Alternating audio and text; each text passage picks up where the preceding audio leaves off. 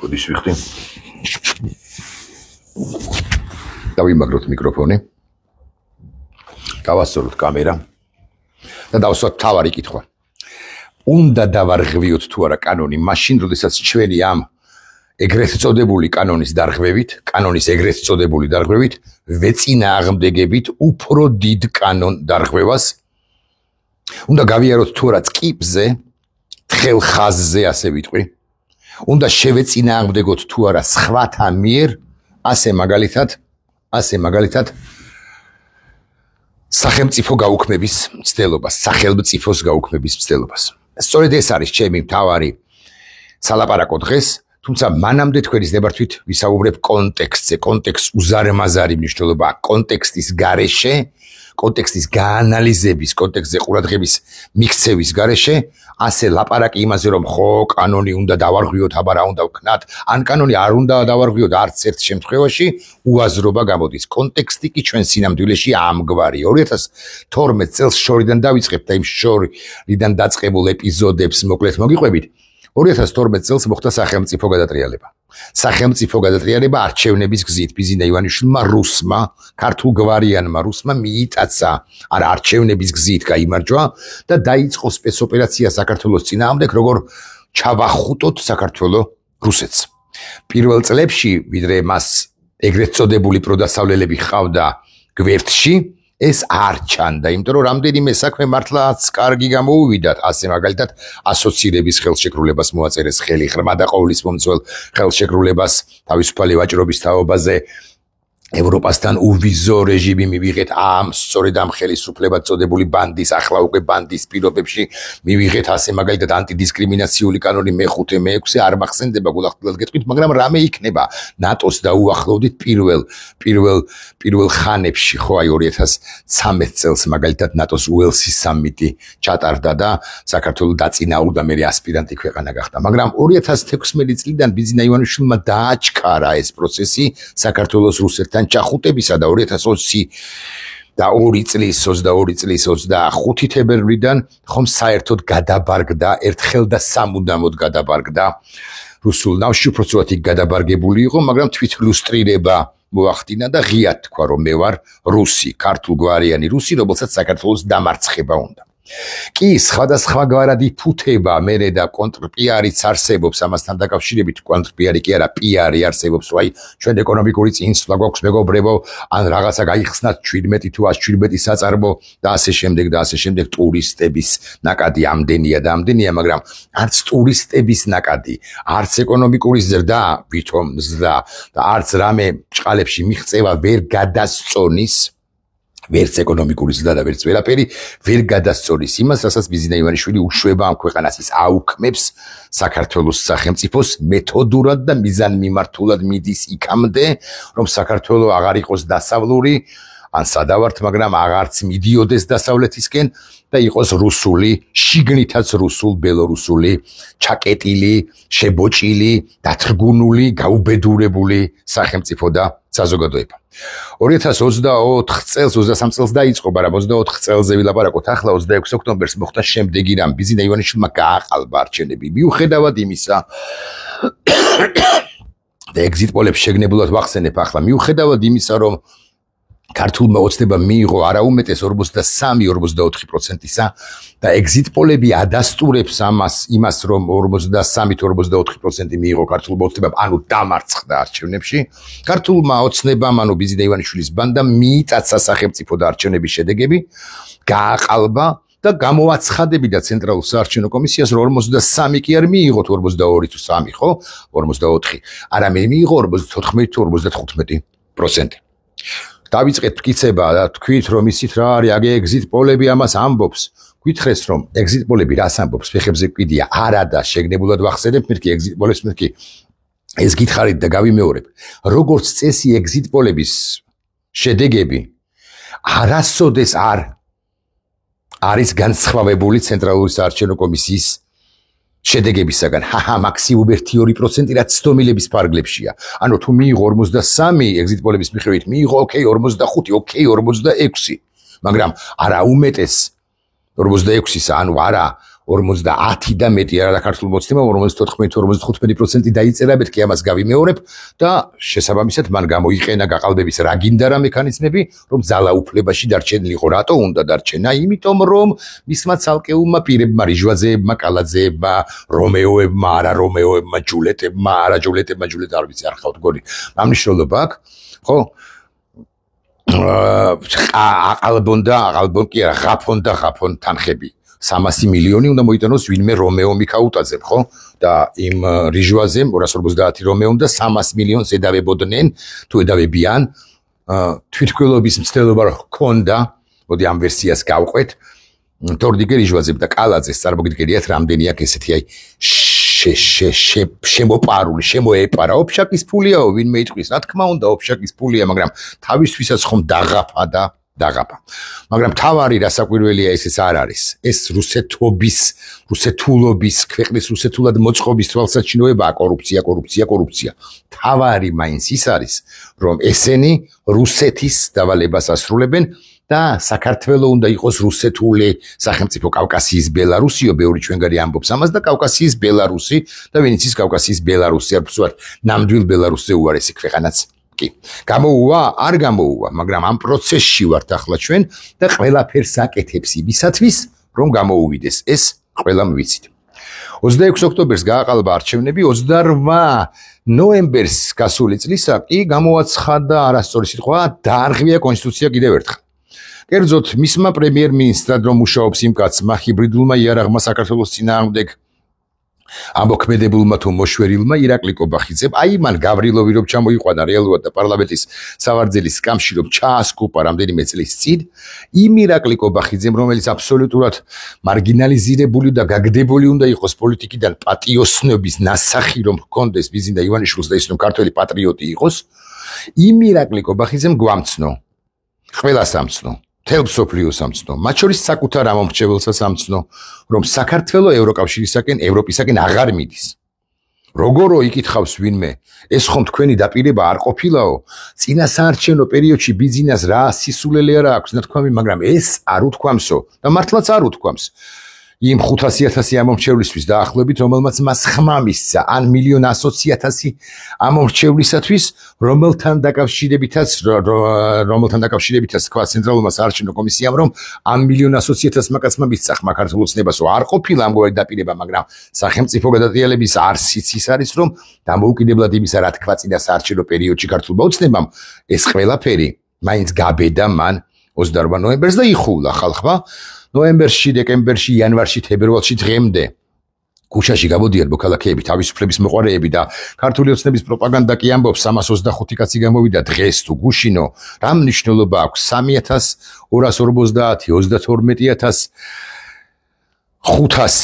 თუ 320,000 თუ არა, 277,000 რა ქუჩაში არ ახსოვს ვინმეს? არ იყო მძლავრი აქციები რიყეზე, რუსთაველის გამზირზე, გმირთა მოედანზე, ფიცი, პერფორმანსი, მარშები ახლაც გრძელდება, რაღაცა თეატრალების აქციები, შობის ღამე, აღდგომა არ ყოფილა ეს ყველაფერი?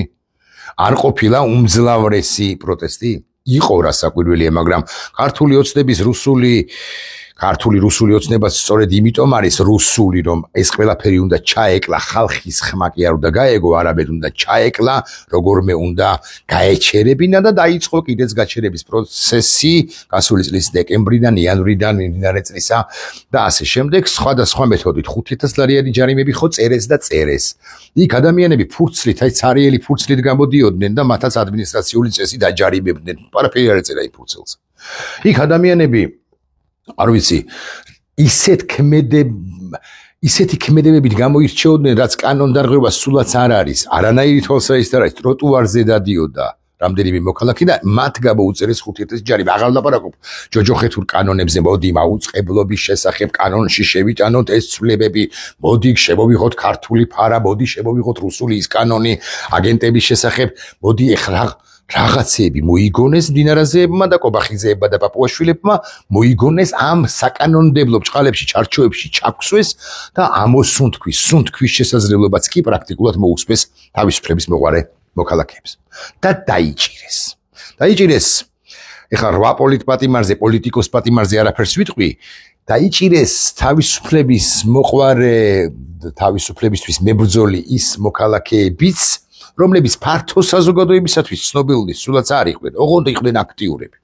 ვის რას ედავებიან? ზოგს ედავებიან მაგალითად ნარკოტიკული საშუალების მოხმარებას, როცა ახობაზეს მაგალითად არაფერი მსგავსი არ ჩაუდენია სხვებსაც. სამი გვყავს ამგვარი პატიმარი.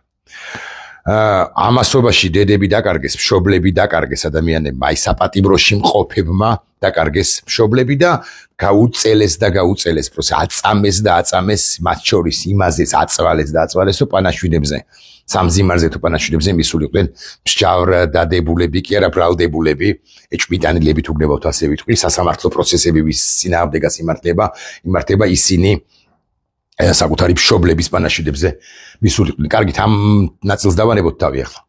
დაიჭირეს და წლეხის ქვეშ მოაქციეს და ჩვენ ვიცით უკვე გვარსახელები ადამიანებისა ონისე ცხადაძე მაგალითად.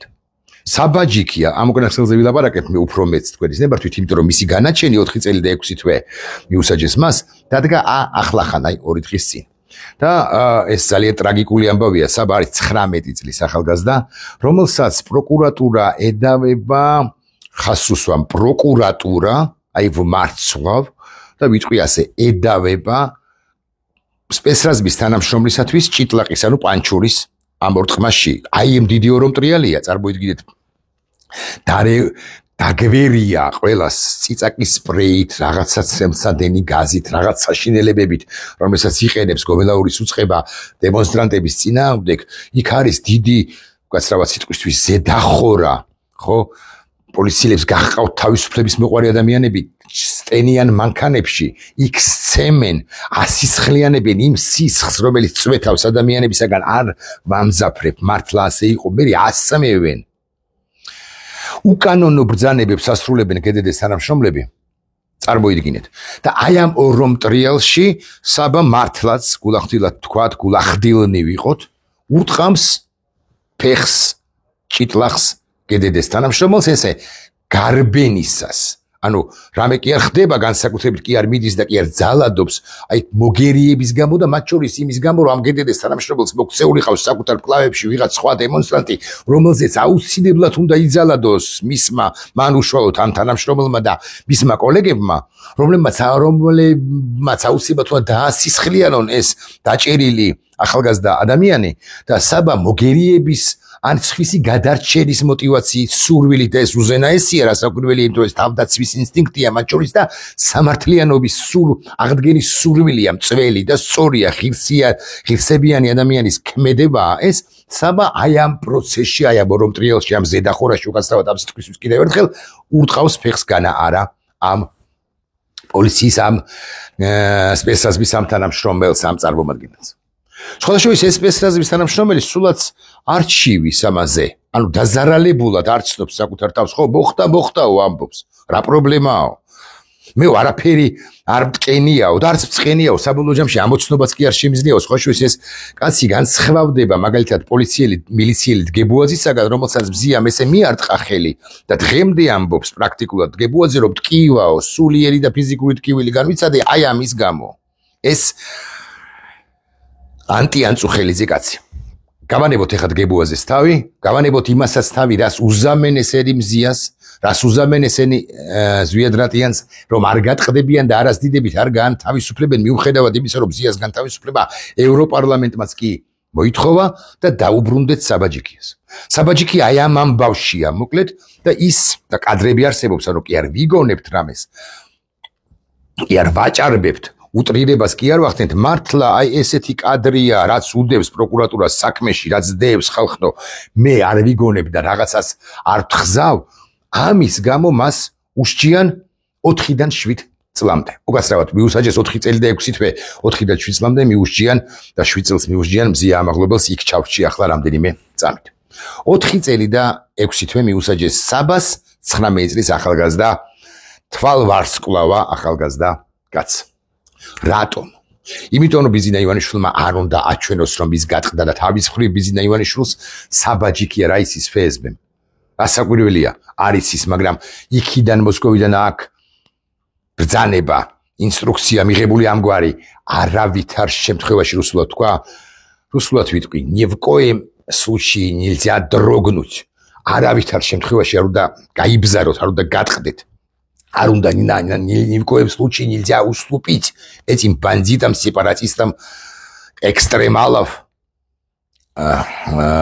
из общества Грузии საქართველოს საზოგადოების ამ ექსტრემისტებსო ექსტრემისტов არ შეიძლება დაუთმოთო ეს არის ინსტრუქცია მოსკოვიდან ხო და ბიზინა კობახიძე მორუსიძე მოსამართლეს და ასე შემდეგ ალუსტაშვილი ვიღაცები ხო არიან ამ ბრძანებებს იძლევიან და ეს შეიქმნა ერთი დიდი სინდიკატი რა უნდა ვუყოთ მათ უნდა შევეწინააღმდეგოთ თუ არა მათ საერთოდ როცა ისინი გაცილებით დიდ უკანონობას ჩადიან ვიდრე ჩვენ ფორმალისტური თვალსაჩინით ჩავდივართ რაღაც უკანონობას და მე გეტყვით რომ რასაკვირველია წინააღმდეგობა უნდა გაუწიოთ და სკიპზე მაინც უნდა გავიაროთ კანონიერებასა და უკანონობას შორის უნდა ვთქვათ რომ თქვენი უკანონობა არის დანაშაული ჩვენი უკანონობა არის შეცდომა ყველაზე მაქსიმუმ და შეცდომისათვის მით უფრო სისხლის სამართლის პასუხისმგებლობით ადამიანები არ უნდა ისჯებოდნენ ხო უკაცრავად ამაზე გამახსენდა ქართული ოცნების პროპაგანდა აბზრიალებს ატრიალებს ამგვარ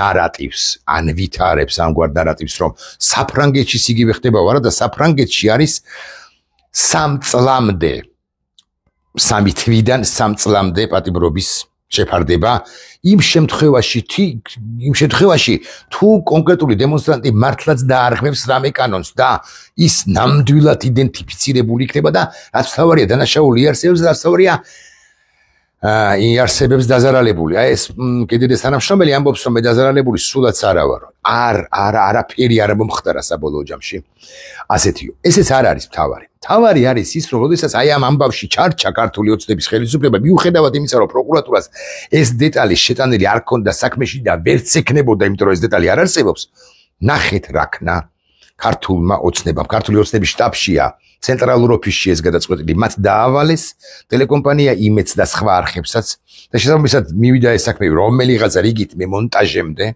და ჩაუხატეს დანა ხელში ჩაუმონტაჟეს დანა ხელში საბაჯიკიას ოღონდ ხაზს უსვამ პროკურატურის ბრალში არ ფიგურირებს რომ საბას უჭირავს დანა არ ფიგურირებს მიმეორებ დებილებისთვის მიმეორებ არ ფიგურირებს პროკურატურა ოფიციალური სამართალდამცავი სტრუქტურა რომელსაც ბრალი უნდა წაუყენოს და წაუყენა კიდეც საბაჯიკიას ამ შემთხვევაში და სხვა ყველას დანარჩენს არ წერს რომ დანა ეჭირა ანუ ცივი იარაღი ეჭირა ხელში საბას და კადრებს ავრცელებს უკვე შემდგომ ასეც რომ საბა მორბის და უცებ დანა ჩნდება მაგრამ უცებ ქრება იმიტომ რომ ბოლომდე კარგად მიმონტაჟებულიც არ არის ხო ხდებით საბას არ ქონია დანა ამ ყველაფრის მიუხედავად პროკურატურამ კი არა მედიამ აგორა კამპანია მედიად წოდებულმა სინდიკატმა კი არა ბანდიტთა ჯგუფმა აგორა კამპანია ნახეთ რა საზიზღარია საბა მას დანაც კი ეჭირა ხელში არა მარტო ფეხს ურტყავს ჭიტლახს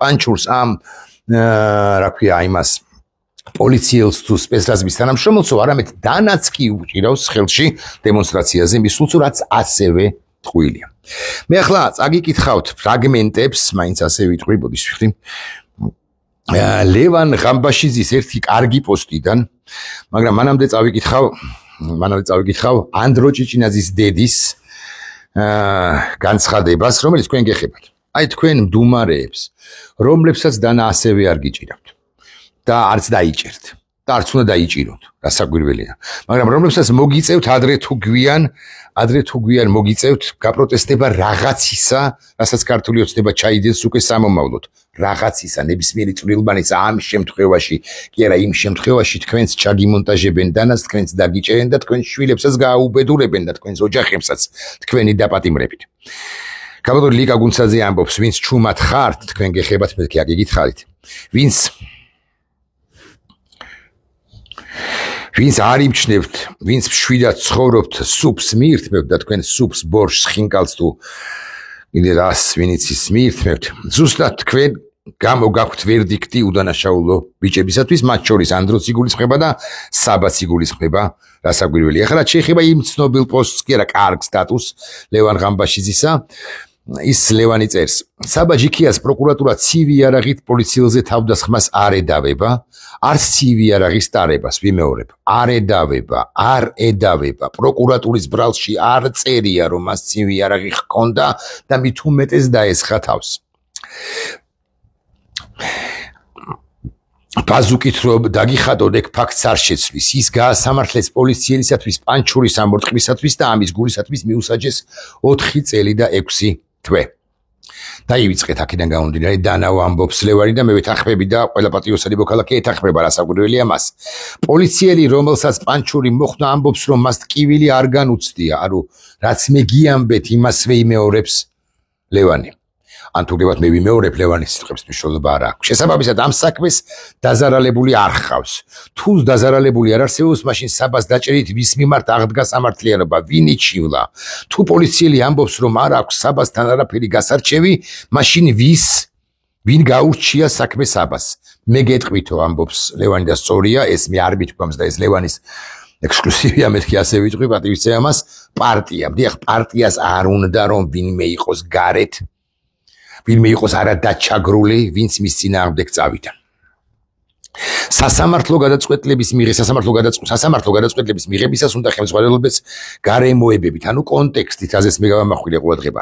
საბა კი არ მიდის ვინმე პოლიციელთან და კი არ ურტყავს, არამედ ცდილობს დაიხსნას ადამიანი, რომელიც პოლიციელს ყავს დაჭერილი, აი იმას, ვისაც პანჩური ამოვარტყა ჭიტლაკი. თუ საბა მას არ დაიხსნის პოლიციელები მას მოიტაცებენ, ანუ იმას, ვისაც ურტყავს პოლიციელი.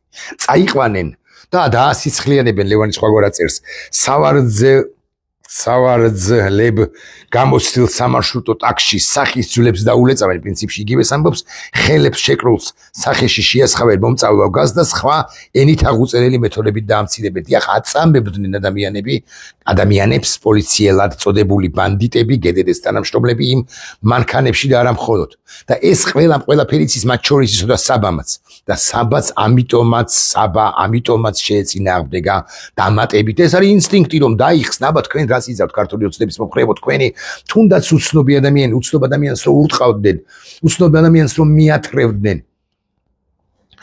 და იცოდეთ წინასწარ რომ როგორც კი მიათრევენ და შეათრევენ რას იზავთ მოდი სხვანაირად დავსვავ კითხვას ვუბოდიშებ მე ჩემს მეგობარს გიორგი მაღლაკელიძეს მის შვილს დასრულ კაცს კარგ კაცს ლაზარე მაღლაკელიძეს მე ვუბოდიშებ გიორგის ლაზარეს დედას გიორგის მეუღლეს ჩემ მეგობარს თამუნა გულედანს და ვუბოდიშებ აჩკო გულედანს ასე მაგალითად ლაზარიკოს ბიძას და მთლიანად ოჯახს გულედანების აი ასე დავსვავ კითხვას რას ვშვები მე რა უნდა მექნა მე რომ დამენახა იმ მომენტში რომ ლაზარეს და ლაზარეს ცემეს სასტიკად ცემეს ლაზარეს სასტიკად გაუსწორდნენ რა უნდა მექნა მე რომ დამენახა რომ ლაზარეს როცა დავინახავდი რომ ლაზარეს ცემენ რა უნდა მექნა უნდა გამდგარიყავი განზე როგორც კანონმორჩილი მოქალაქე და მეთქვა რომ რაღაცა ლაზარე არღებს კანონს ოღონდ ბჭყალებში შესაბამისად რაც უნდა ის უქნია გედედეს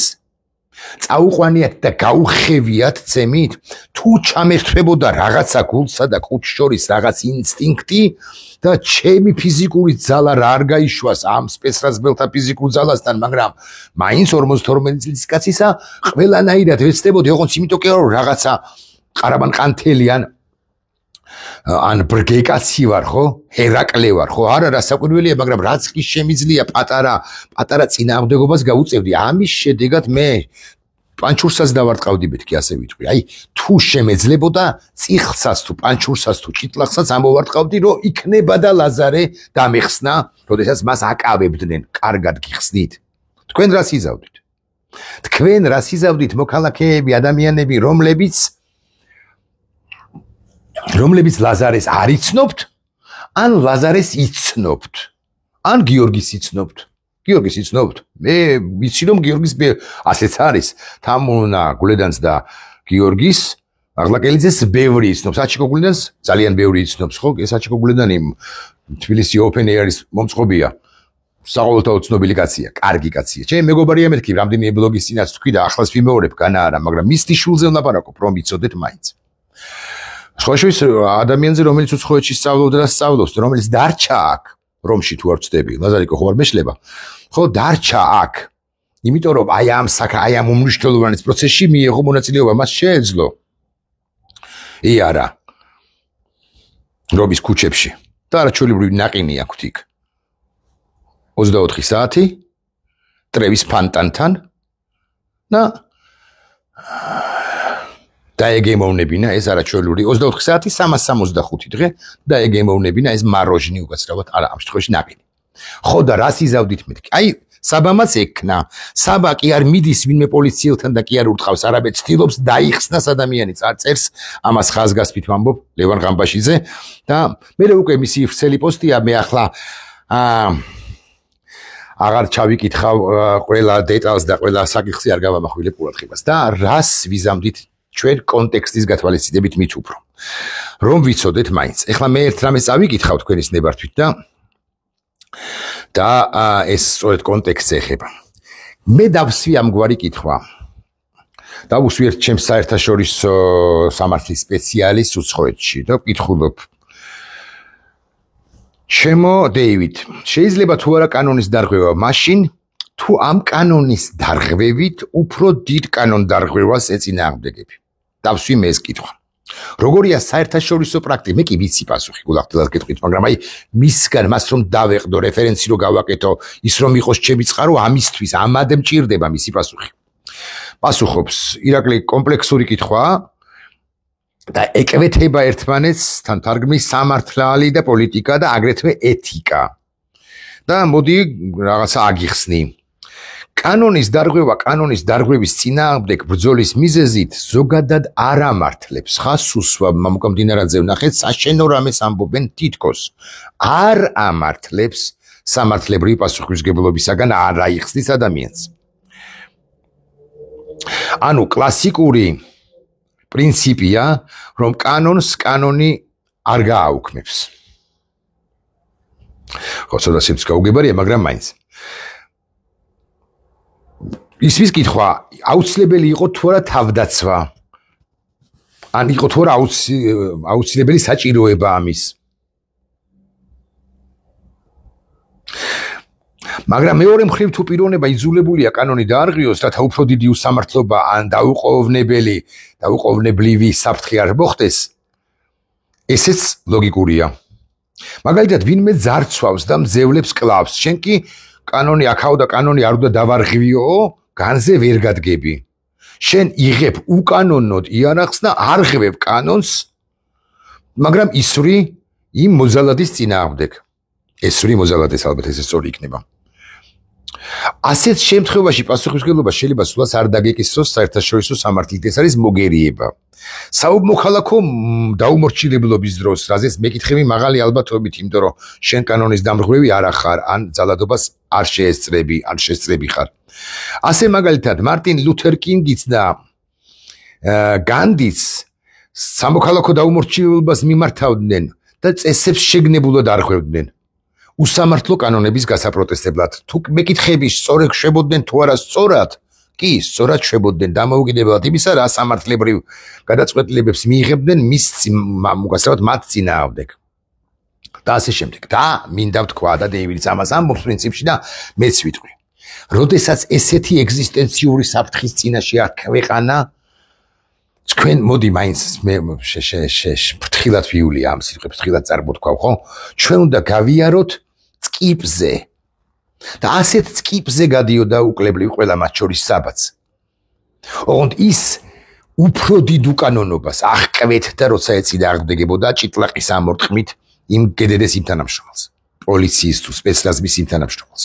რა უნდა ქნათ თქვენ, ადამიანებო, რომლებსაც არ შეგიძლიათ საბასნაირი ქმედება, თუნდაც 4 წლითა და 6 თვის საპატიმროში წასვლა, როგორც მე ვპირდები, მე ვინა ვარ, მაგრამ მაინც ჩვენ ვპირდებით საბას, რომ ის დასაკვირველი 4 წელი და 6 თვე არ იჯდება საპატიმროში. სირცხვილიც აღარ იქნებათ, მაშინ თვითმკვლელობაზე უნდა წავიდეთ ყველანი. 4 წლისა და 6 თვის განმავლობაში თუ იჯდება საბა, სახელმწიფო აღარ გქონია 4 წელიწადსა და 6 თვეში მიზინა ივანიშვილი კი არ გააუქმებს, არამედ მთლიანად შეხრავს ამ სახელმწიფოს თავის ბანდასთან ერთად. მივიდეთ 30 წუთამდე, ანუ 28 წამი დაგვრჩა. ასე უნდა მივმართო ბავშვებო, შვილებო, მეგობრებო, ახალგაზრდა მეგობრებო და ასე შემდეგ. არასოდეს გატყდებით, თქვენ ეს უკვე ვიცით. თქვენ უკვე ხართ 21 საუკუნის საქართველოს ისტორიის ერთი მსხვილის თავის დამწერები. თქვენი შვილები იამაყებენ, კი არა, ამაყობენ თქვენით და თქვენი შვილებიც იამაყებენ თქვენით. ეს არის გაცილებით მნიშვნელოვანი, ვიდრე ვინმე უგვანი ბიძინა ივანიშვილის